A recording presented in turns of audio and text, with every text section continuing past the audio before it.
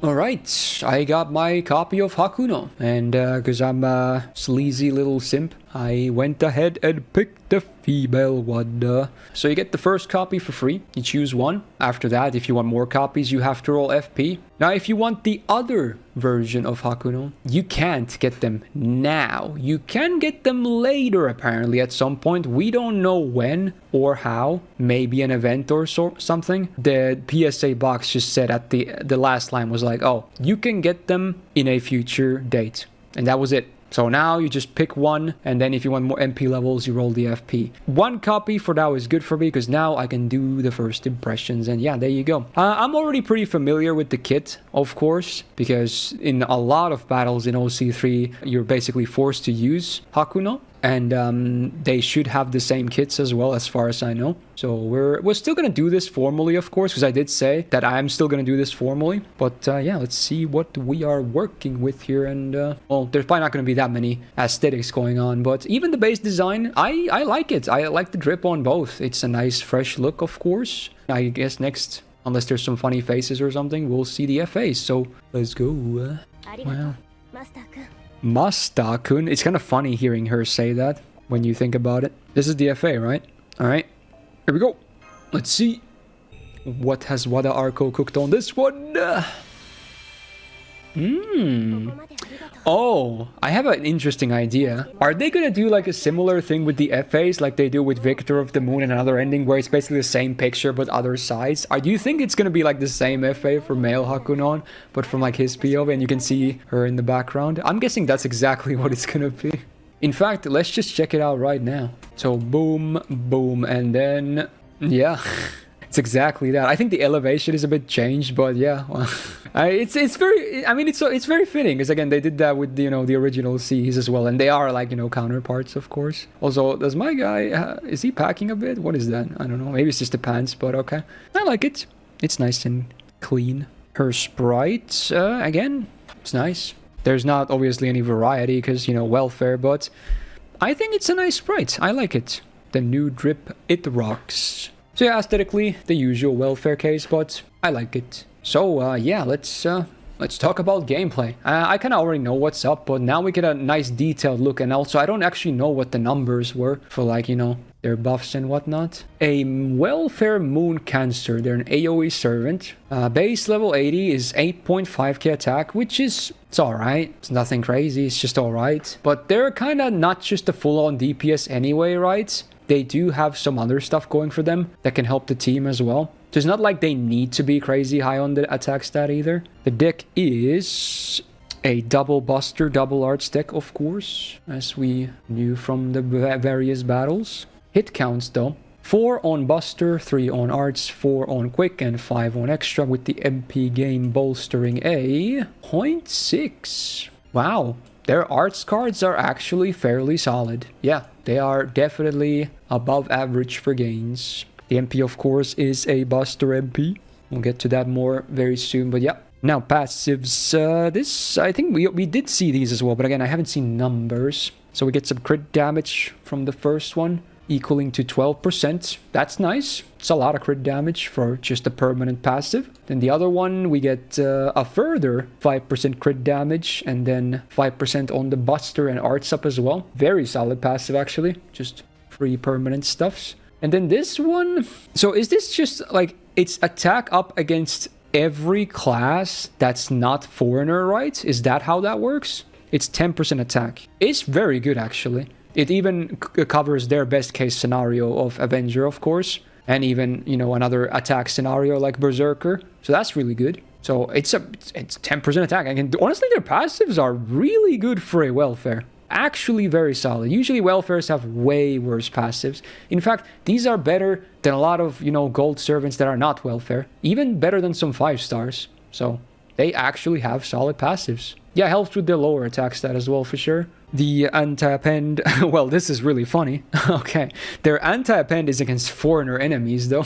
Well, I guess now they have universal coverage then, right? Because they're not bad against foreigners. They just didn't get that 10% attack. But now they can get, what is it, 30% attack? So everyone else they can get 10% attack up against. And against foreigners, they can get 30%. So I guess in a way, they're the best against foreigners when it comes to these passives. I mean, I probably wouldn't pick them against foreigners because, you know, they're kind of neutral, but sure. Right, the MP then. So first of all, let's cover the effects. They get special invul, or I guess solemn defense, as maybe the literal translation goes. They get a pierce for that, for 1 turn before damage. It also ignores invul, by the way, so that's a thing. But it does not ignore not defense. Well, it doesn't do that either, but it doesn't ignore evasion, dodges, if you will. So you can still combat this MP by having the good old dodge. They're all reliable, so it still works against this. But invuls, special invuls, nah. So that's very good utility to have. Also very scary to fight against. And also, frick that fight at the end of OC3. I'm still mad. Whatever, dude. Now, then they do damage against all enemies and have a medium chance to stun all enemies for 1 turn, which scales with overcharge, the chance that is. And that's the effects. So numbers-wise, what are we working with here? Well, besides damage, the only thing that scales is the stun chance. And on base, it actually is a 60% chance to stun.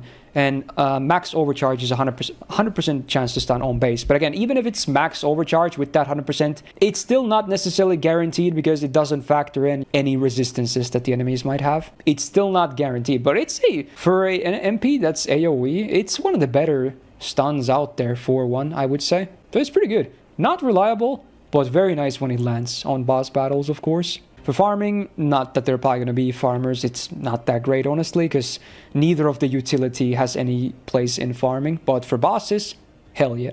Let's talk skills. Okay, so again, we kind of know these effects already from the initial first impressions, but let's recap. So, you spent 10% gauge of Hakuno to fully reshuffle cards. It's a full shuffle, like the Mystic Code. There's no, like, you know, exclude cards of this servant or whatever. And then, if you have under 50 stars when you use this, you also get some stars. And there you go. That's the skill. And the cooldown, when maxed, is 0, which I'm still a huge fan of. This is such a cool and awesome skill in so many different ways. So as long as you have MP gauge to go with, you can press it as many times as you want for your shuffling needs. And it's not even that expensive. It's only 10% gauge, so chances are you can actually press it quite many times if need to. And again, it gives you numbers wise, I believe it's like 10 stars as well on max rank. Yes, it is. So as long as you're under 50 stars, you also get 10 stars on every click, which is awesome. Helps not only get the change you want, but also, you know, more crit chance, which is always great. Honestly, this is one of the best skills they have ever printed, I think. I love this design. It's so different to everything else. It's just very, very cool. Then we have the rainbow skill. So first of all, they get a rainbow buff for 3 turns, so all card type effectiveness goes up. Then, depending on which card you're using, the type, the effects happen. So for 3 turns, actually for 2 times 3 turns, when attacking with a quick card, they get a dodge for 1 turn. So you can proc that 2 times, which is very cool. Then when Art's normal attacking, I believe these are all normal attacks, by the way, so the MP doesn't count for Buster. But when Art's normal attacking, you get just Battery. And that effect lasts for 3 turns, so there's no limit to that. Every Arts card during this will just generate more gauge, which is awesome, you know? And then when Buster normal attacking for the next 3 turns, you get crit damage before damage, I believe. Yes, for 3 turns. So yeah, the MP doesn't proc this. Only in normal face cards, but yeah, again, that doesn't have a limit either, which is awesome. So the numbers, you get a 30% rainbow, which is really nice. This is on a 6-turn cooldown as well, so 30% is nice. And then you get 20% battery on every arts card used during these 3 turns. Very good. That's actually a lot, considering it has no limits. And then you get 20% crit damage on normal Buster cards for the next 3 turns. Also before damage, like I said, so very nice. This is a great skill. It's just really good. It can cover like so many of your different needs. It does so much. In fact, this is better than most SSR skills in the game, I would say. Their kit, at least so far, is really good. And then the fun skill, we have a power mod icon. This is also a very fun one. So you make a choice. And you don't just choose between 2 things, you choose between 3 things. And you choose your power mod. So for the next 3 turns, you can be either anti-sky attribute, anti-earth attribute, or anti-man attribute. for those that don't know, man and earth attributes are the most common ones in the game. So you can already choose one of those, which is great. But then sky, nice one to have too, you know, for some fights. So you pick one, they last for 3 turns, awesome. And then you also get a battery for them. And also stars per turn for 3 turns. This is on a 6-turn cooldown. So numbers-wise, what do we got? 30% for the power mod you choose. You get 10 stars per turn for 3 turns. And you get 30% battery on use. Again, just a very solid skill.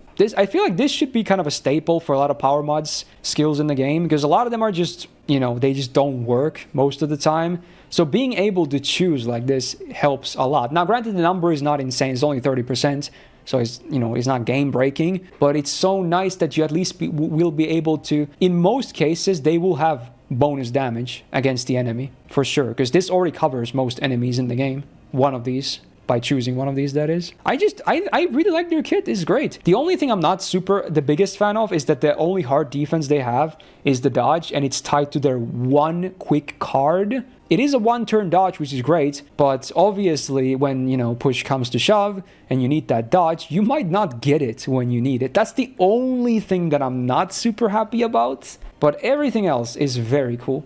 There's so much stuff. Now, yes, like Cointoss did say, you can kind of fish for it in Shuffle, though. So it does make it a little bit easier. But it's still 1 card in 15. So every Shuffle is like a 33% chance, if my math is correct, or something like that. So it's still not the most reliable thing. You can still end up failing it. Gamba. I'm not really going to take them for a test drive or anything, because I already, you know, have tested them quite a bit with the battles and whatnot. I've seen the animations, but... there's a fairly formal version of the first impression of Kishinami Hakuno.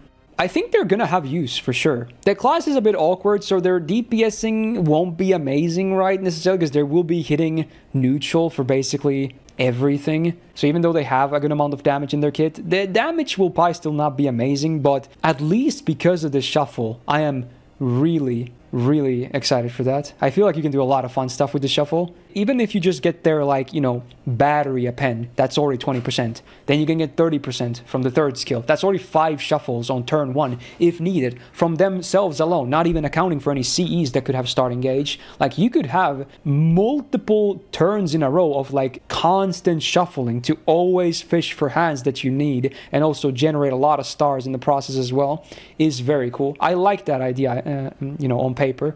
So yeah, I can't wait to see what people come up with them.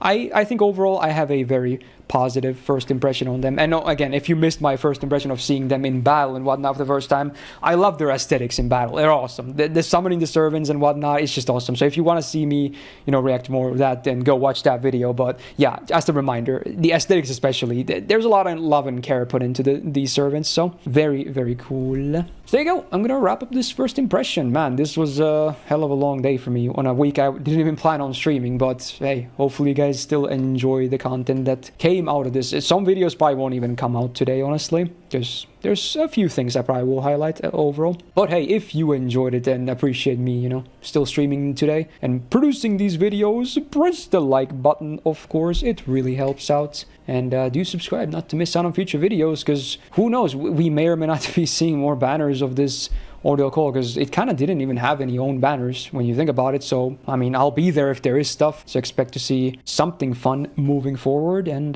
hey, have a great rest of your day, your weekend, etc. And shout out to my patrons on the screen right now, and Suit for being a big YouTube member. And I catch you guys on the next video. Bye.